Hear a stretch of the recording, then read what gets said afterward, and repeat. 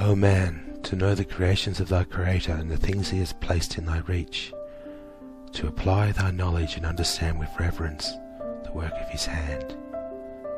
And thou shalt rejoice in thy life, and teach thy brethren to rejoice also. Thou hast a corporeal body and a spiritual body. Hear me, and I will open thy understanding. Your spirit has eyes and ears and judgment. Nevertheless, the beginning of your two parts was at the same time quickened into one person because of the presence of thy Creator. A man of the earth, would that thy spirit and thy corporeal body stood even in wisdom and power all the days of thy life. But thou art so delighted in the earth, thou hast left thy spirit unfed, and it stands within thee as a spear of grass covered with a stone, and thou seest not spiritual things, nor hearest the unseen, for a stone lies upon thy soul. Yet thou hast great learning as to corporeal knowledge, and to great vigour as to corporeal judgment, and you rate your neighbour a fool, because, forsooth, in contradistinction to thee, he hears and sees spiritually. And thy God weeps for thee, because in the time of thy death thou shalt stand in heaven in grade 1, even as the spirits of the beasts of the field. To present knowledge shall be void, and thy vigour only as a newborn child. And my angels who are wise and strong shall take thee about in Hada, the heavenly plateau that rests on the earth, and divert thee with things proximating betwixt the two worlds, that thou may be made to comprehend thyself and thy Creator's work. As thy corporal body was fed on corporal substances, so then shall thy young spirit be fed on atmospherian substances, which thy guardians shall provide unto thee. Consider the wisdom of thy Creator, who sends us to fetch thee into places of delight.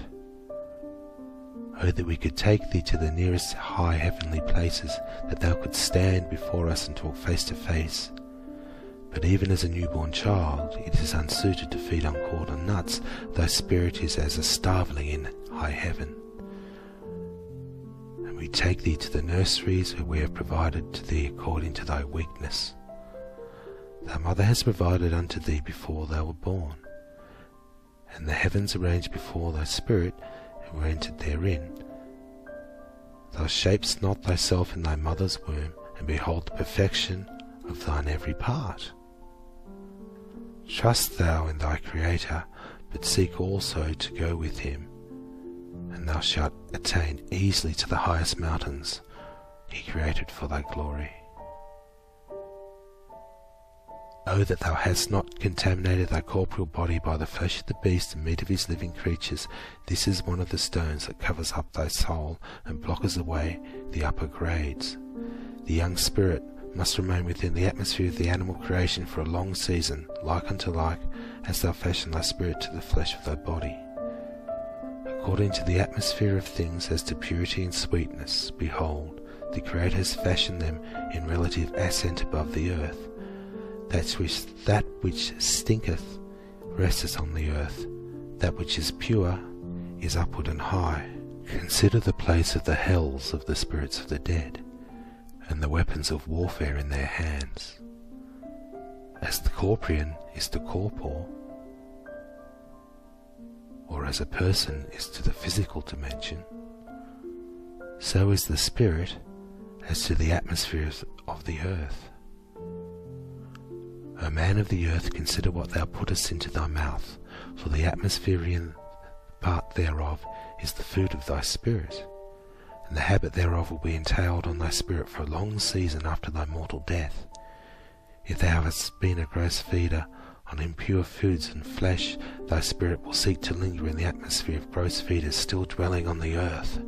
The slaughterhouse and the cookhouse and the eating house shall be places of thy spirit's resort, and they thy spirit shall feed therein and thereon, and thy companions shall be millions and millions of low spirits, like vultures that flock to a dead carcass, and thou cannot get away like a lodestone. These are haunts to the spirits of darkness. O man, we have heard thee in thy fullness say, I must have my flesh food, I must have my wine and beer and tobacco and opium. We say unto thee, thou hast not strength in this day, neither shalt have strength tomorrow. What strength shalt thou gain by the loss of thy corporeal body? Consider thy corporeal body as a ship in which thy spirit is sailing across a wide sea of water. Better that the spirit learn to acquire strength whilst it had a corporeal body to ride in. After death it floats in the direction thou hast shaped it, neither hast thou power to go against the current. Remember, O man, these are the lessons of thy Creator which he gave unto thee, to learn to master the elements of thy surroundings. Stretch forth thy hand unto thy Creator, and swear thou unto him thou wilt conquer every passion that is unclean, and every habit not conducive to the purity of the growth of thy spirit. This is the beginning of thy resurrection, and thou shalt be thine own judge and master. Neither shalt thou call out, God, God, exalt my soul, or Lord, Lord, save me and raise me up, until thou hadst first begun to do something for thyself. Oh, that thou knew where the virtue of prayer beginneth, and that he that practiseth the all-highest, he knoweth, hath the ear and hand of his God, wherein prayers of the righteous accomplish, while the prayer of the ungodlike is void of the wind. Certain men were in a deep well, and they laid flat down on their bellies and prayed to be taken up. They would not even raise their eyes to look upward, and others, at the top of the well, let down ropes, and they called down to them beneath to look up to catch the ropes, but they would not. And in the course of time, they at the bottom said, Alas, our prayers are not answered. O man, that thou wouldst put thyself in the way of God, to put away the uncleanness of the body first, and the uncleanness of thy spirit afterward. To seek for things that are pure and good, instead of criticisms and philosophies that rise up out of thy contaminated flesh house. Who desireth resurrection, let him begin to resurrect himself. Make not thy confessions, which are between thee and thy Creator, but before men, but covenant thou with him thine own soul, say nothing of this for the laudation and the applause of men. Thy spirit is as a seed of beautiful tree which thy Creator planted. Give thou a good light and clean soil, that the blossoms and the fruit thereof may glorify thy Creator and thee. Such is the resurrection of the spirit of men. Wait not for a Saviour to save thee, nor depend thou on words or prayers, nor on hearkening to good sermons, flattering thyself thou hast done well, but begin to save thyself.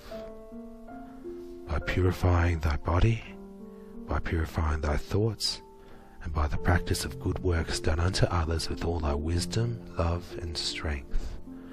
For through these only is there any resurrection for thee, either in this world or the next.